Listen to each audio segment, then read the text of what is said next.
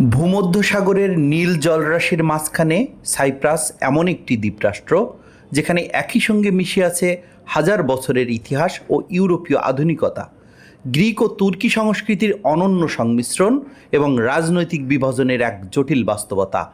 এই দেশটিতে সকালে আপনি সূর্যের আলোয় সোনালী সমুদ্র সৈকতে হাঁটতে পারেন, দুপুরে কয়েক হাজার বছরের পুরনো কোনো প্রত্নস্থানে ইতিহাসের ছোঁয়া অনুভব করতে পারেন, আর সন্ধ্যায় আধুনিক শহরের ক্যাফেতে বসে উপভোগ করতে পারেন ইউরোপীয় জীবনধারা।